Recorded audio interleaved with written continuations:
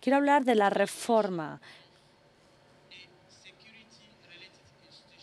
y de las instituciones relacionadas con la seguridad en el país. Quiero hablar de la policía, quiero hablar del ejército, del sistema judicial, de todas esas instituciones que brindan seguridad al pueblo, al país y también a los recursos.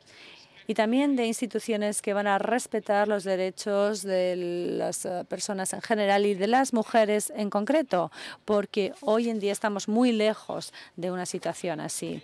Quizás hoy se pregunten por qué hoy podemos hablar de instituciones de reforma que ofrecen seguridad como prioridad al pueblo congoleño. En mi opinión, creo que hay un par de motivos para ello. El primer motivo, y voy a citar con la resolución del Consejo de Seguridad de Naciones Unidas de febrero del 2007,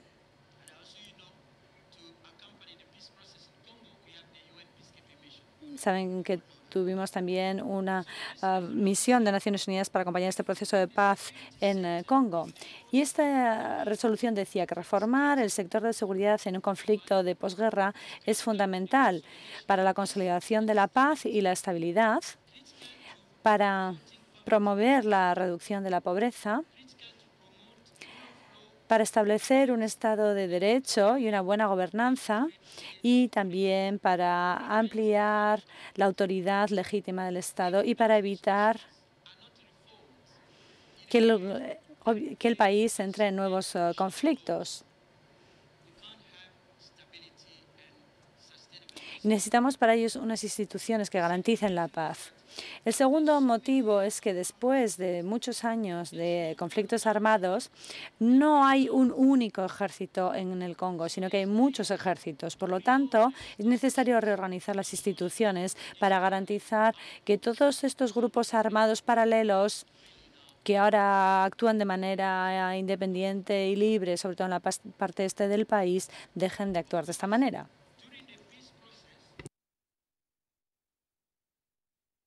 Evidentemente, estamos empezando a ver ciertas señales de progreso en cuanto a democratización. Somos realmente el país que ha celebrado las primeras elecciones pluralistas y democráticas. En el año 2006 se celebraron estas elecciones. Tenemos una nueva constitución con nuevas instituciones por primera vez, y lo repito una vez más. Tenemos gobernadores de distintas provincias que ya no son elegidos o nombrados por Kinshasa, por la autoridad central, sino que todos son elegidos a través de los miembros del Parlamento de sus respectivas provincias. Y esto es una novedad y es un gran paso adelante. Sin embargo, la seguridad de las personas y de sus recursos sigue siendo un gran reto, sobre todo en la zona este del país.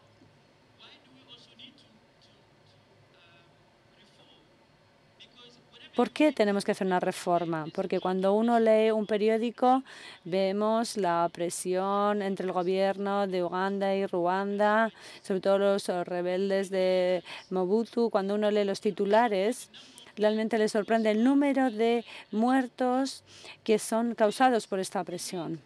Esto quiere decir que necesitamos un ejército, una policía, unos servicios de seguridad y unos servicios judiciales, así como una administración civil que realmente sea responsable, ante las personas, que sepan que están ahí para servir a las personas, no para violar sus derechos humanos o para destruir sus propiedades. Y creo que aquí precisamente este tema de la responsabilidad es muy importante y por eso hace falta una reforma de las instituciones.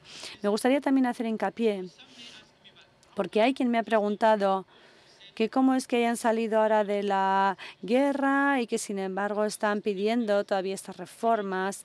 Y quiero decir que tenemos que invertir sobre todo en servicios y en capital humano, porque durante la guerra, imagínense cómo se reclutaron las fuerzas de los ejércitos y de la policía. La mayor parte eran niños que se reclutaron a la fuerza. Algunos lo hicieron por propia voluntad, pero básicamente se les formó para poder ser capaces de utilizar un AK-47. No estaban entrenados para proteger a las personas o al territorio. Así que esta reforma tiene que hacer hincapié en lo que es el capital humano de esos servicios, como decía al principio. Y creo que esto es una necesidad acuciante para este país, porque no es normal que para un país de ingentes recursos naturales haya un 90% de la población que viva con menos de $1 al día. Es un auténtico escándalo. Creo que el presidente Joan ha comentado que si fuéramos Occidente formaríamos parte del G20 o del G8 con todos los recursos de los que disponemos. Pero para eso hace falta estabilidad. No se puede desarrollar un país sin estabilidad. Y para conseguir la estabilidad en este contexto, la prioridad será o pasará por reorganizar este tipo de servicios, ejército, policía, etcétera. Y esto nos permitirá controlar la manera en la que operan las multinacionales en este escenario. Otro aspecto que me interesa mucho y que quiero volver a plantear es la integración.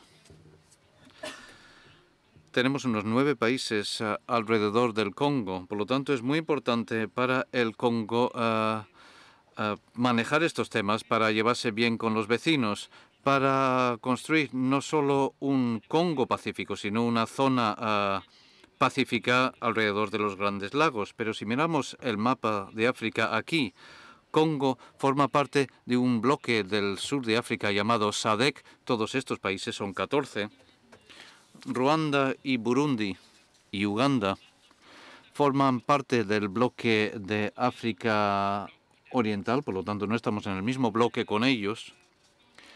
Y, por supuesto, hay otros países, un bloque muy débil en África Central, que incluye Congo, Kinshasa, Congo-Brazzaville y Gabón, y en cierta medida la República de África Central, pero es muy débil. Simplemente se reúnen los jefes de Estado, pero no hay una verdadera integración, al menos en temas relacionados con la seguridad o los derechos humanos, para abordar este problema, para asegurar que el Congo no se desestabilice respecto a sus vecinos, que sus vecinos no utilicen al Congo por sus recursos como una manera de avanzar, porque los recursos, cuando son saqueados aquí, los aviones de Ucrania o de Rusia que transportan estos recursos vuelan desde el Congo Oriental a Uganda o a Ruanda,